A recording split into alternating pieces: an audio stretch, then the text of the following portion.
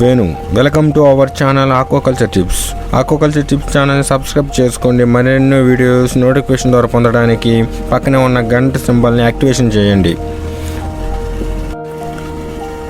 Hi friends, ఈరోజు మన topic ఏంటంటే భారీ వర్షాల సమయంలో రొయ్యల చెరువులోనూ జరుగు మార్పులను మరియు వాటి అనుగుణంగా మనం ఏ విధంగా పరిరక్షించుకోవాలనేది ఈ వీడియో ద్వారా తెలుసుకుందాం.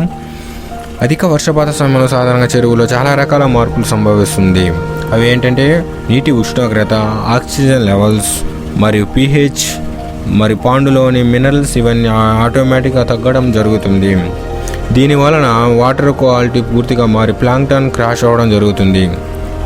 క్రాష్ అయిన ప్లాంక్టన్ అన్ని బాటమ్ చేరి అక్కడ విషపూరితమైన H2S గ్యాస్ వాయువులను మరియు బ్యాక్టీరియాలను విడుదల చేస్తుంది. ఈ హానికరమైన బ్యాక్టీరియాల వలన చెరువులోని రొయ్యలు తీవ్రంగా స్ట్రెస్ గురై చనిపోవడం జరుగుతుంది.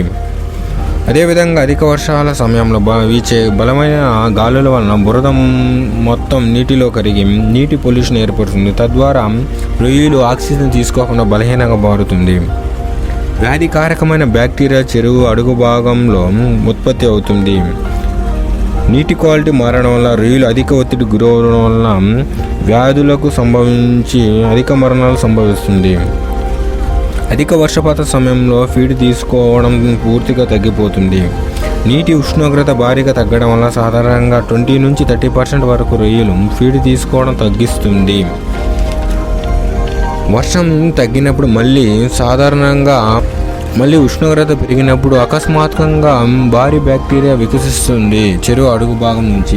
తద్వారా వాటర్లో ఉన్న ఆక్సిజన్ లెవెల్స్ తగ్గడం వలన రొయ్యలకు డివో సమస్య అనేది ఏర్పడుతుంది.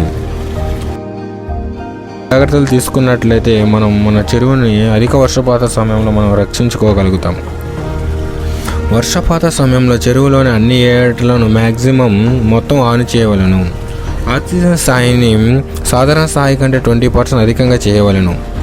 వర్షపు నీటిని చెరువు నుండి తొలగించలను, అంటే నీటి మార్పిడి చేయవలను.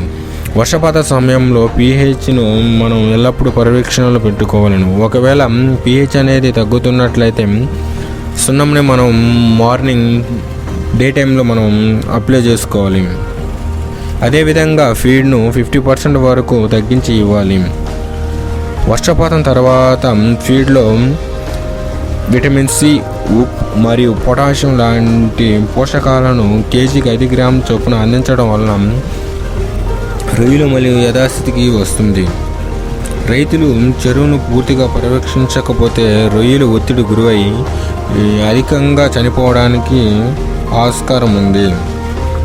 అధిక వర్షపాత సమయంలో ఫీడ్ను తగ్గించి ఇవ్వడం వల్ల చెరువులో సేంద్రియ వ్యర్థ పదార్థాలు పేరుకోకుండా మనం కాపాడగలుగుతాము.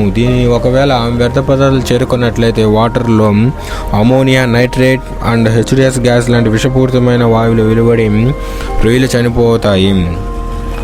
వర్షపాతం తగ్గిన తర్వాత చెరువుకి వాటర్ ప్రోబయోటిక్ అండ్ సాయిల్ ప్రోబయోటిక్ను ఉదయం 10 గంటల నుంచి 12 గంటల మధ్యలో అందించవలను. తద్వారా రొయ్యలు స్ట్రెస్ గురి కాకుండా ఉంటుంది. రొయ్యలు స్ట్రెస్ అవ్వకుండా కాపాడుకోవచ్చు. తగిన సమయంలో మినరల్స్ను కూడా అందివ్వాలి. అదేవిధంగా pH లెవెల్ను పెంచుకోవడానికి మనం ఎప్పుడు నైట్ టైంలోనే లైమ్ అంటే ఏజీ లైమ్స్ అందివ్వడం వల్ల మనకి pH లెవెల్స్ అనేది ఇంక్రీజ్ అవుతుంది. అధికంగా వర్షాలు పడడం వల్ల వాటర్ చల్లనీటి కూడా చాలా వరకు మార్పు సంభవిస్తుంది. మనం అప్పుడు కొంచెం చల్లనీటి వాటర్ని మనం చెరువులో తోడుకోవడం వలన చల్లనీటి మెయింటైన్ చేసుకోవచ్చు.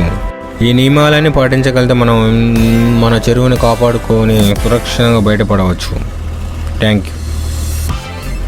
You for the watching. ఈ వీడియో మీకు నచ్చింది అనుకుంటున్నాను. వీడియోని లైక్ అండ్ షేర్ చేయండి. aquaculture టిప్స్ ఛానల్ని సబ్స్క్రైబ్ చేసుకోండి. పక్కనే ఉన్న బెల్ ఐకాన్ యాక్టివ్ చేసుకోవడం ద్వారా ఇలాంటి వీడియోస్ మరెన్నో మీరు నోటిఫికేషన్ ద్వారా పొందవచ్చు. మీకు ఏదైనా సందేశాలు ఉంటే కామెంట్ బాక్స్లో కామెంట్ చేయండి.